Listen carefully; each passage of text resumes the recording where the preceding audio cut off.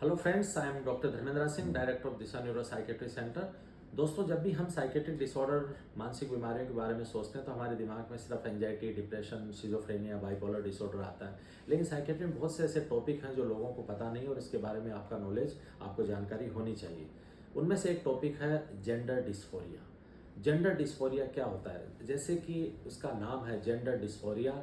आपको अपना जो जेंडर है उसके लिए आप कंफर्टेबल नहीं हैं, आप डिस्फोरिक हैं, आप उसके बारे में आप कंफर्टेबल नहीं है, जिसको हम जेंडर डिस्फोरिया बोलते हैं। जेंडर डिस्फोरिया बेसिकली पहले जो हमारा जो साइकेट्रिक क्लासिफिकेशन है डीएसएम, उस डीएसएम में बेसिकली पहले उसको बोला गया था जेंडर आइडेंटिटी डिसऑर्डर। हम उसको ट्रांससेक्सुअलिज्म जेंडर आइडेंटिटी डिसऑर्डर बोलते थे। अब फिर धीरे धीरे देखा गया कि भाई ये तो डिसऑर्डर नहीं है और इसको डिसऑर्डर हमें नहीं मानना चाहिए, तो जो डिसऑर्डर वर्ड है वो अलग किया गया इसमें से। और जो हमारा डीएसएम 5 है, जो नया क्लासिफिकेशन है साइकेट्री का, उसमें हमने वर्ड यूज़ किया जेंडर डिस्फोरिया। जेंडर डिस्फोरिया क्या होता है बेसिकली दोस्तों? इसमें जो पर्सन है उसका जो उसका इनकॉन्ग्रुएंस होता है, उसका जो एक्सप्रेस्ड उसका जेंडर है और उसका जो असाइंड सेक्स है उसके बाद उसके बीच में उसको इनकॉन्ग्रुएंस होता है, उसमें डिस्कम्फर्ट होता है, डिस्क्रिपेंसी होती है, जिसको हम जेंडर डिस्फोरिया बोलते हैं। बेसिकली क्या होता है, एक हम बोलते हैं सेक्सुअल आइडेंटिटी। सेक्सुअल आइडेंटिटी मतलब जैसे बच्चा पैदा होता है तो फैमिली और जो डॉक्टर हैं वो उसके जो जेनाइटेलिया है उसको देख के हमें पता चल जाता है कि भाई ये मेल है या फीमेल है। तो यूजुअली हम एक्सपेक्ट करते हैं कि मेल है, फीमेल है। कुछ और भी जैसे इंटरसेक्स वगैरह भी होते हैं जिसकी हम बाद में बात करेंगे, बट यूजुअली कॉमन है कि जब भी बच्चा पैदा होता है तो या तो हम बोलते हैं कि भाई लड़की पैदा हुई और या लड़का पैदा हुआ, तो उसके जो जेनाइटेलिया है उसको देख के हमें ये पता चलता है और इसको हम सेक्सुअल आइडेंटिटी बोलते हैं। जब बच्चा रफली 3 साल का होता है तो उसको खुद के बारे में भी पता चलता है, वो खुद भी समझने लगता है कि मैं लड़का हूँ या लड़की हूँ। तो जो सेक्सुअल आइडेंटिटी से जब हम किस पे आ जाते हैं, जेंडर आइडेंटिटी की, कुछ पर्सन को भी पता चलने लगता है कि मैं लड़का हूँ या लड़की, around 3 years of as.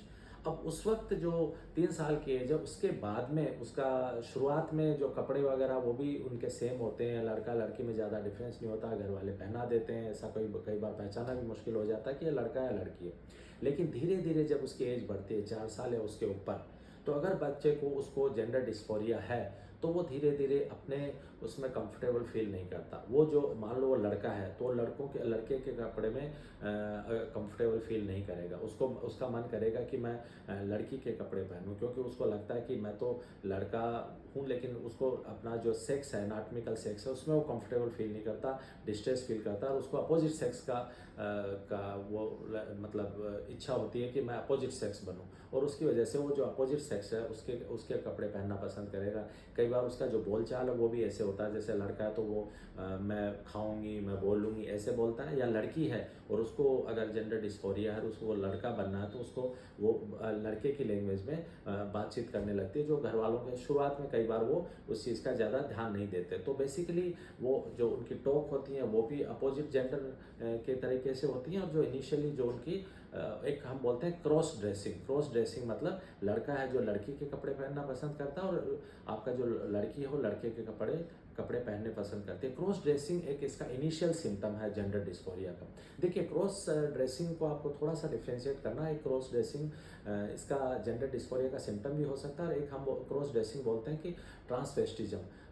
Simple transvestism क्या होता है कि आप सिर्फ अपोजिट सेक्स के कपड़े पहन के और आप उसको एक सेक्सुअल ग्रेटिफिकेशन फील करते हो, और उससे ज़्यादा आप अपने एनाटॉमिकल सेक्स को चेंज नहीं करना चाहते, उसको हम ट्रांसवेस्टिज्म बोलते हैं। बट ये जो जेंडर डिस्फोरिया है और या ट्रांससेक्सुअल वो है, उसमें बेसिकली क्रॉस ड्रेसिंग एक सिम्टम होता है, उसमें दूसरे सिम्टम्स भी होने जरूरी है। तो जो इनिशियल सिम्टम है वो क्रॉस ड्रेसिंग होता है कि बच्चा दूसरे सेक्स के कपड़े प्रेफर करता है, और उसके जो बातचीत का तरीका होता है वो भी अपोजिट सेक्स की तरह होता है। और इवन जैसे 3-4 साल के बाद बच्चे, आपने देखा कि लड़के जो उनका गेम है, खेलने का तरीका है, वो थोड़ा सा कई बार ज़्यादा फिजिकल वाला होता है, कई बार वॉयलेंट टाइप होता है, और लड़कियां ज़्यादा इमोशनल होती हैं, केयरिंग होती हैं, इस टाइप के। वो अपने अपने ग्रुप में रहना पसंद करेंगे, लड़के अपना ग्रुप में। लेकिन अगर वो लड़का है और उसको अगर जेंडर डिस्फोरिया में लगता है कि हम एक वर्ड यूज़ करते हैं कि man trapped in a women body और women trapped in a man body, मतलब लड़का है लेकिन उसको लगता है कि मैं लड़का क्यों बना, मैं तो लड़की हूँ, मैं इस किस बॉडी में फंस गया। या सेम अप्लाई होता है फीमेल के लिए। तो वो फिर क्या करते हैं कि वो दूसरे ग्रुप के साथ, जैसे अगर वो लड़का है, जेंडर डिस्फोरिया अगर उसको है, तो वो दूसरे जो अपोजिट सेक्स है लड़कियों के ग्रुप में ज़्यादा खेलना पसंद करेगा, उनके साथ ज़्यादा रहना पसंद करेगा, और लड़की है तो वो लड़कों के ग्रुप में ज़्यादा और उसी तरीके से बातचीत करना, और वो ऐसी ड्रेस प्रेफर करेगी।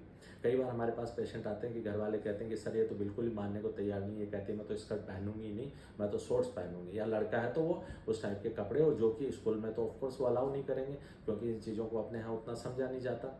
तो उसमें उस बेसिकली शुरुआत जो इनिशियल जो क्रॉस ड्रेसिंग है, उनका बातचीत का तरीका है, वो उससे हम आइडिया लगाने लगते हैं कि ये प्रॉब्लम है। और फिर धीरे धीरे जैसे चाइल्डहुड हम बोलते हैं कि चाइल्डहुड जेंडर डिस्फोरिया, उसमें 8 क्राइटेरियाज होते हैं, और उस 8 क्राइटेरियाज में से अगर 6 क्राइटेरिया बच्चा फुलफिल कर रहा है तो हम बोलते हैं कि बच्चे को जेंडर डिस्फोरिया। धीरे धीरे धीरे जैसे बच्चा बड़ा होता है तो उसको और ज़्यादा अपने एनाटॉमिकल सेक्स, अपने जेनिटलिया के प्रति हेट्रेड पैदा होती है, और वो उसका स्ट्रेस जो है वो बढ़ता चला जाता है, उसका डिस्कम्फर्ट है वो जो बढ़ता चला जाता है, और उसकी वजह से कई बार उनमें काफ़ी सिम्टम्स भी आ जाते हैं, क्योंकि सिम्टम 2 वजह से आते हैं। एक तो सिम्टम है कि भाई उसको उसका डिस्कम्फर्ट है अपने सेक्स का, और अपना उसको स्ट्रेस है, उसकी वजह से उसमें डिप्रेसिव एंजाइटी सिम्टम डेवलप हो जाते हैं। और कई सेकंड रीज़न है सिम्टम डेवलप होने का कि आपको पता है कि सोसाइटी इसके बारे में, सोसाइटी, घर वाले वो इस चीज़ को एक्सेप्ट नहीं करते। जैसे ही घर वालों को पता चलता है तो वो इस पर गुस्सा करने लगते हैं, उसको कई बार बोलने लगते हैं कि तुम पहले क्यों नहीं मर जाता, या पहले क्यों नहीं मर जाती, इस तरीके के कमेंट पास करने लगते हैं। तो उसका जो अंदर का डिस्कम्फर्ट है, स्ट्रेस है, वो भी उसको एंजाइटी डिप्रेसिव सिम्टम देता है, और जो सोसाइटी से, उसकी फैमिली से जो स्ट्रेस उसको मिल रहा है, वो भी उसको एंजाइटी और डिप्रेसिव सिम्टम देता है। और उसके साथ कई बार उनमें सुसाइडल आइडियाज़ भी आने लगते हैं। तो ये उनकी वजह से उनमें जो साइकेट्रिक सिम्टम डेवलप होने के जेंडर डिस्फोरिया के लोगों में काफ़ी हाई चांस होते हैं। तो इसका जैसे हमने डायग्नोसिस बनाया, तो डायग्नोसिस में हम इसका क्या करते हैं, मेडिकल एंड साइकोलॉजिकल असेसमेंट करते हैं। तो हम इनिशियली देखिए शुरुआत में क्या था, 1990 से पहले लोगों को यह था कि भाई उनमें जो उनकी फिजिकल बॉडी एक है, और उनका जो साइकोलॉजिकल थॉट प्रोसेस है वो एक अलग है। तो इनिशियली लोगों ने ट्राई किया कि भाई फिजिकल बॉडी सेम रहने दो, इसका शारीरिक जो बनावट है वो रहने दो, और उसकी साइकोलॉजी चेंज करने की कोशिश करो। इनिशियली इवन साइकेट्रिस्ट ने भी ये किया कि उसकी साइकोलॉजी चेंज करने की कोशिश करते थे 1990 से पहले कि उनका, और उस पर इवन कई रिसर्च पेपर भी हैं कि भाई उनकी साइकोलॉजी कैसे चेंज की जाए कि वो लड़का है पैदा हुआ तो उसी को एक्सेप्ट करें, या लड़की पैदा हुई उसी को एक्सेप्ट करें। 1990 या 2000 के बाद में ये जो थॉट प्रोसेस है चेंज हुआ साइकेट्रिस्ट का भी, कि नहीं भाई ये एक्चुअली कोई बीमारी नहीं है, और ये आपका जो अगर उसका जो फिजिकल है उसको चेंज किया जाए, साइकोलॉजिकल उसका सेम रहने दिया जाए। सो जो पहले साइकोलॉजिकल उसकी चेंज करने की कोशिश की गई थी 1990-2000 के बाद में बातें की गई कि भाई इसका साइकोलॉजी वो सेम रहने दिया जाए, इसकी जो फिजिकल है, फिजिकल बनावट है, उसकी जो शारीरिक बॉडी है उसको चेंज किया जाए। सो ये काफ़ी बदलाव हमारे साइकेट्रिस्ट में भी आया, क्योंकि लोग पहले उसको एक बीमारी की तरह देखते थे, जो धीरे धीरे समझाया गया कि भाई ये बीमारी नहीं है। और आपको पता है कि 2018 के बाद में सुप्रीम कोर्ट का भी ऑर्डर आया जो LGBTQ उसको लीगल माना गया, और उसके बारे में मैंने सेपरेटली वीडियो भी बनाया, उसमें हम डिटेल में इसके बारे में बात करेंगे। तो इनिशियली हम क्या करते हैं, इसका असेसमेंट करते हैं। असेसमेंट करके आप इसके डायग्नोसिस को इस्टेब्लिश करते हो कि भाई हाँ उसको जेंडर डिस्फोरिया है। और जेंडर डिस्फोरिया तो इनिशियली फिर हम इसकी काउंसलिंग भी करते हैं, उस पर्सन की भी काउंसलिंग करते हैं, क्योंकि उसको सिम्टम्स हो सकते हैं डिस्ट्रेस और डिस्कम्फर्ट की वजह से, और उसकी फैमिली काउंसलिंग भी करते हैं। फैमिली को भी एक्सेप्ट कहीं कहीं करवाया जाता है कि भाई ये बीमारी नहीं है, ये जानबूझ के नहीं कर रहा है, ये ऐसा ही है, और ये आपको एक्सेप्ट करना पड़ेगा, स्वीकार करना पड़ेगा। तो इनिशियली हम इसमें पर्सन की काउंसलिंग करते हैं, और फैमिली काउंसलिंग का रोल होता है। और फिर हम इसके बाद में जब उसका डायग्नोसिस इस्टेब्लिश हो जाता है तो हम फिर उसको सेकंड स्टेप आता है इसमें हार्मोनल थेरेपी देते हैं। जैसे मेल में हम उसमें जो आपका टेस्टोस्टेरोन सप्रेशन थेरेपी देते हैं, और जो फीमेल है उसमें हम एंड्रोजन थेरेपी देते हैं। तो टेस्टोस्टेरोन सप्रेशन थेरेपी उसका जो सेक्स हार्मोन मेल में कम किया जाता है, और फीमेल में जो एंड्रोजन थेरेपी देते हैं उसकी वजह से उसके जो चेस्ट पे, छाती पे बाल आपकी जो उसके लेग्स वगैरह पे हेयर ग्रोथ करवाई जाती है, और उसका इवन जो एंड्रोजन थेरेपी देने से उसका जो क्लाइटोरिस है वो भी जैसे थोड़ा बड़ा होने लगता है। तो ये हार्मोनल थेरेपी दी जाती है, और हार्मोनल थेरेपी देने के बाद में उसको रफली 1 ईयर तक देखा जाता है कि भाई हार्मोनल थेरेपी से 1 ईयर में वो उसका जो हम चेंज करते हैं उसमें वो दूसरे सेक्स के लिए कंफर्टेबल है या नहीं है। जब पर्सन कंफर्टेबल होता है तो फिर थर्ड इम्पॉर्टेंट स्टेप आता है जिसको हम एसआरएस बोलते हैं। इसमें जो सेक्स रीअसाइनमेंट सर्जरी जिसको हम बोला जाता है, सेक्स रीअसाइनमेंट सर्जरी में उसका बेसिकली जो सेक्स है वो हम चेंज करते हैं। दोस्तों जो एसआरएस होता है, जो सेक्स रीअसाइनमेंट सर्जरी, हम मेल में बेसिकली उसमें क्या करते हैं, ऑर्कियोडेक्टमी करते हैं, हम पेनेक्टमी करते हैं और मेमोप्लास्टी करते हैं। और जो फीमेल है उसमें हम क्या करते हैं, मस्टेक्टमी करते हैं और वेरेक्टमी करते हैं और उसमें फेलोप्लास्टी करते हैं। ये सर्जिकल प्रोसीजर्स हैं जो हम करते हैं। और उसके बाद में मेल को अगर उसको जेंडर डिस्फोरिया तो उसको फीमेल बनाया जाता है, फीमेल में जेंडर डिस्फोरिया तो उसको मेल बनाया जाता है। और उसके बाद में आगे उसका ट्रीटमेंट होता है। तो ये उसके स्टेप होते हैं कि पहला आपका काउंसलिंग थेरेपी पर्सन की, फैमिली की, और उसके बाद में उसका जो हार्मोनल थेरेपी, और उसके बाद में एसआरएस सेक्स रीअसाइनमेंट सर्जरी।